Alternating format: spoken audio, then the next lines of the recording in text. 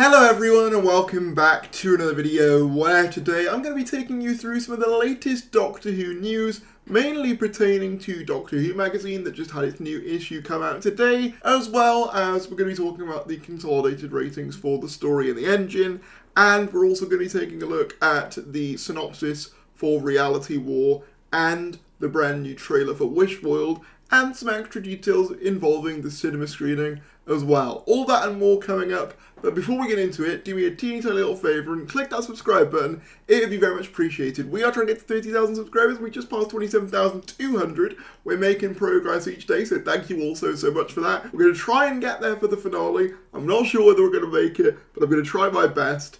But with that said, let's get right into it. So first up, I wanted to cover some of the quotes in Doctor Who magazine. Now, I won't be covering all of them because there's loads of them and I encourage you to go and pick up the magazine for yourselves. But I wanted to start with just a couple of quotes that I found interesting. The first one coming from Russell T Davies's letter from the showrunner segment.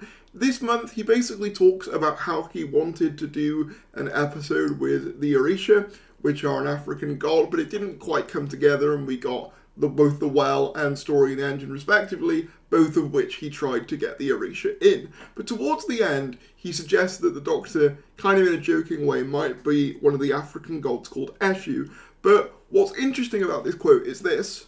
I mean, look at the evidence. Tricks and games coming up. The shocks and horrors of the Wishworld. A brand new god of the Pantheon. The Unholy Trinity, an extra-long finale premiering on BBC One and Cinemas 2, etc, etc, etc. You get the point. The key thing I want to note here is a brand new god of the Pantheon, which implies that the god of the Pantheon that will be teaming up with the two RANIs and Conrad in the finale will not be a member of the Pantheon that we are familiar with. So that probably rules out the Trickster and potentially Omega, unless they reveal him to be like the god of time or something like that as a new member of the Pantheon. But I don't really think he would be counted as a new member if, you know, he already existed, unless they do something where they reveal that the Doctor is a god of the Pantheon, which, I mean, they could do. Speaking of that, we've had several new bits of information on Wishworld and the Reality War, courtesy of Doctor Who magazine.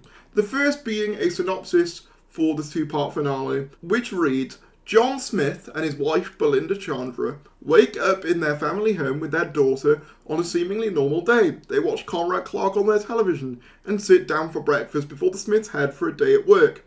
But when Ruby Tunde turns up at their door, questioning his identity, it's only a matter of time before the truth is revealed. Just what is the Wishworld and what awaits in the Underverse? And then the quote is, the Doctor, tables don't do that. So tables don't do that seems to be a bit of a recurring theme. Something's going wrong with tables. I don't know what's going wrong with tables, but something's going wrong with tables. But the interesting thing here is obviously they seem to be doing almost a WandaVision style thing where they're existing in a different reality. It seems to be that the Doctor and Belinda are married, the Doctor going under his classic name, John Smith, and obviously their daughter being the Space Baby from Space Babies, Captain Poppy. And obviously it seems like, as we've speculated before, Conrad controls the Earth in some way, and Ruby Sunday seems to be the only one who knows what's actually going on, and I believe there was a Radio Times quote seemingly confirming that she's the only one that knows that this reality is different for some reason, which is very, very interesting. She's effectively going to be, I guess, you know, I don't know, kind of the Truman in this scenario, slowly realising that this world is not as it seems. But what I found interesting was this quote, where Russell T Davies talks about this finale recontextualising Doctor Who lore. He says, quote, can the finale be summed up into 3 words? Big, new and intimate. Russell teases, there are big surprises from the Doctor and for the Doctor. Some of it shakes up the lore of Gallifrey, some of it recontextualises the Doctor, the Rani and their relationship. So, I won't lie, the line, some of it shakes up the lore of Gallifrey, some of it recontextualises the Doctor, the Rani and their relationship, kind of terrifies me a little bit, because obviously with Doctor Who lore, you know, we've seen a lot of twists and things added to it over the years, and there's a fair few things that I haven't been super keen on, and I've seen a lot of people speculating as to what this twist could be. I've seen some people suggest that the Rani and the Doctor could be siblings, and maybe that Tech Tayum was the one that inspired the Rani science. I would really not like that. I kind of want that left alone. I think giving the Doctor a full-on family would be a mistake. Maybe he's suggesting what I suggested in that video, where the RANI experimented on the Doctor in order to obtain regeneration, potentially, which I guess would be a switch up for the characters. Obviously, as I've said before, in that Unleashed clip that I keep mentioning, Conrad does mention that the RANI and the Doctor were fighting in the days where Gallifrey was young. So maybe the twist here is that the RANI and the Doctor knew each other pre-Hartnell, so obviously like the Fugitive Doctor and stuff, which I mean I wouldn't hate. I mean I'm not a huge fan of the pre-Hartnell Doctor thing regardless, but if you're going to do it, I don't mind like them having met the RANI. I mean at this point, you know, Fugitive has met the Daleks on Big Finish, so the RANI hardly feels, you know, like too much of a stretch, especially considering, you know, she's doing missions for the Time Lords. But yeah, interesting stuff. I'm slightly terrified as to what that could be. It's interesting though, because Russell T Davies was never really that interested in like Gallifrey and Gallifrey lore. It's one of the reasons why he blew it up in the first place. So I'm interested to see what he adds or what he feels is worth adding in this episode. I'm slightly worried, you know, because I do think that I'm getting a bit sick of lore changes every couple of years. But maybe it'll be worth it. I'll give him the benefit of the doubt, but I am a little bit concerned by that. It's also said in the magazine that Ruby Sunday gets a big moment as well. Ruby Sunday, the 15th Doctor's first companion played by Millie Gibson, is front and centre. Millie's got some huge stuff coming up. In the reality war, she's got one of the finest scenes she's ever done. Everyone has great moments, but when the focus swings over to Ruby in a very unexpected moment, she's absolutely magnificent. You would not guess that she's only 20 years old ruling a set like that. So very cool that Ruby is getting some more focus. They do also go on to say that Belinda gets some great moments too, and basically that they're attempting to kind of do something not too dissimilar to what they did in Stolen Earth Judy's End, with obviously the core trinity of this era being the Doctor, Belinda and Ruby, and obviously Mel as well. Kind of similar to what we had, you know, back then, where it was obviously the Doctor and Donna. You had Martha, you had Rose, you had Jack, you had Sarah Jane. Admittedly, that one was built up a lot more, but, you know, I mean, it does seem like this is the culmination of everything that this era has been building towards.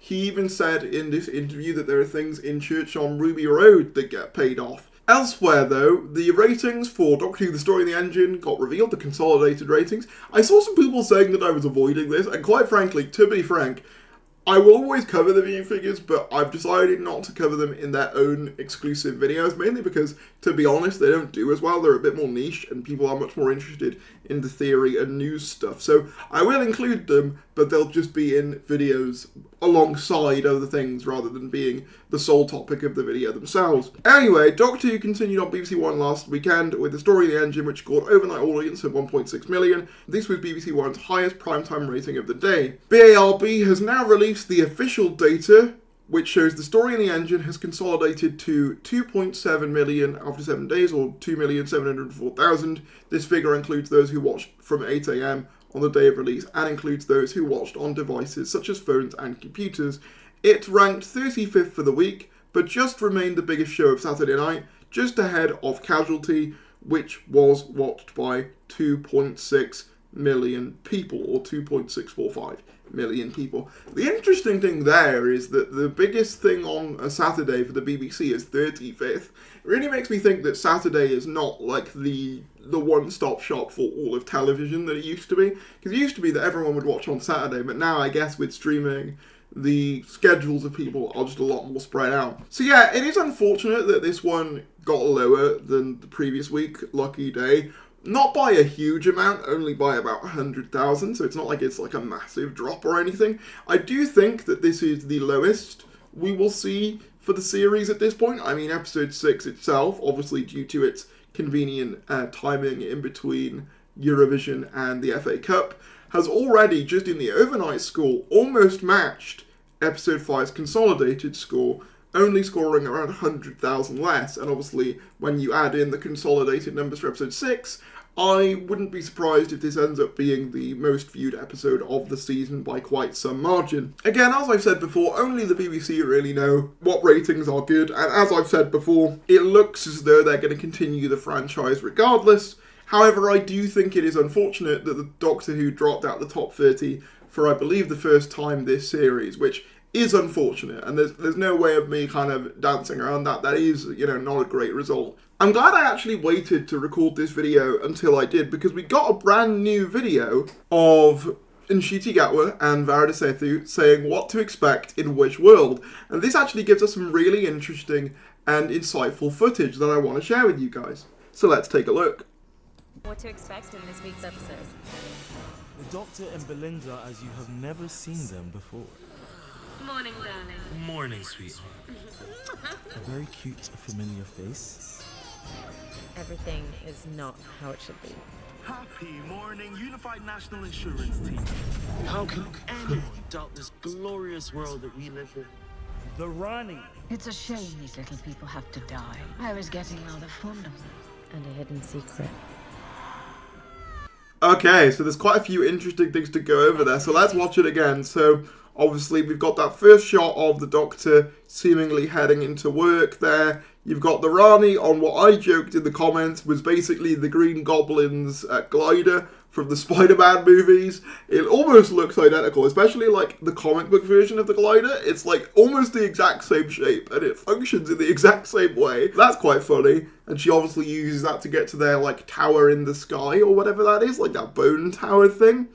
And obviously we get the reveal that of course the Doctor and Belinda, or in this case, John Smith and Belinda, are living together as husband and wife, obviously doing the whole morning darling, morning sweetheart type thing. Yeah, it definitely seems like this is Conrad's ideal version of society that they've been like forced into. Very much feels very WandaVision inspired, which Russell T Davies said he liked, so that makes sense.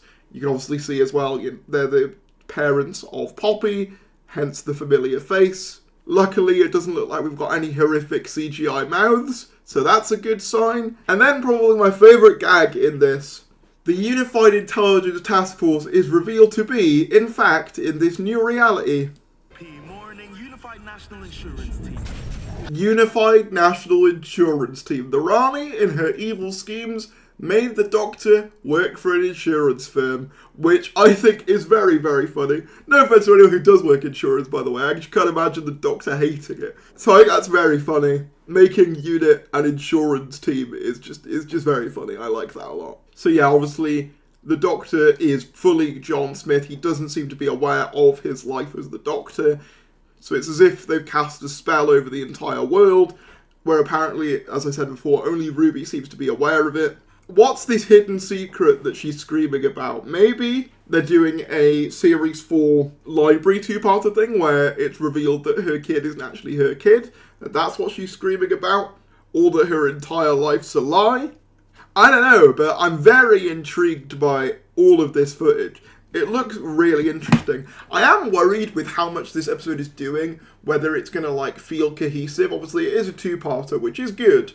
But even still, it seems like a lot to resolve in those two parts. So, yeah, I mean, I hope for the best, but I am cautious with these next two episodes, how they're going to wrap up. Speaking of the next episode, we got the synopsis for the Reality War, and this is the final synopsis of the series. As you can see, it says, "You are on the last episode," which is very sad. The Reality War, Season 2, Episode 8 of 8. Battle rages across the skies as the Unholy Trinity unleash their deadly ambition. The Doctor and Belinda and Ruby have to risk everything in the quest to save one innocent life. The credits, obviously the Doctor, Belinda, Ruby, the RANI, Mrs. Flood, Conrad Clark, Winnie Petheridge. I don't think I remember that person, so they must be new.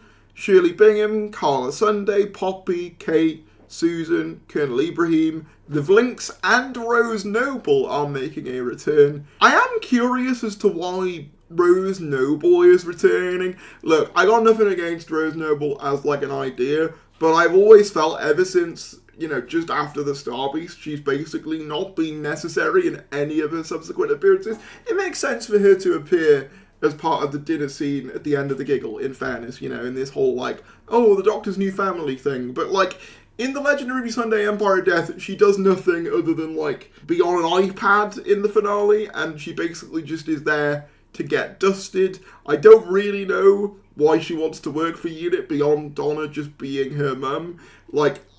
Wasn't she into, arts and crafts? How does that translate into, this technology military organisation? I don't really get it. I don't really get what Rose Noble's function is after the Star Beast and at least the 60th anniversary special, because at least there you understand, you know, what the arc of her character is and what it's supposed to be. Whereas ever since then, she's kind of just felt like she's there for the sake of being there. So hopefully they actually give her something to do this time.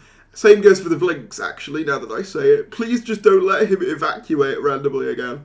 I feel like I'm being more negative than I want to be. I am excited for this finale, but I think just because Empire of Death was the way it was, it's making it hard for me to like fully believe that all of this stuff's going to get paid off well, which is a shame. And then finally, this was added to me by the Post Monument. It was revealed via, I believe, Doctor Who email threads that we would also be getting a preview of The War Between the Land and the Sea in the Doctor Who cinema screenings in the UK and Ireland. Presumably this will be uploaded to the Doctor Who YouTube channel just after it goes out in the cinemas.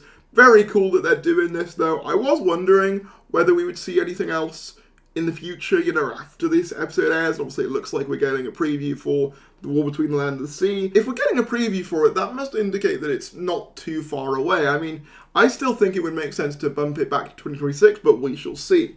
But that's all the news we've got time for. If you did enjoy this video, be sure to give it a like, comment down below your thoughts, subscribe if you're new, and I'll see you later.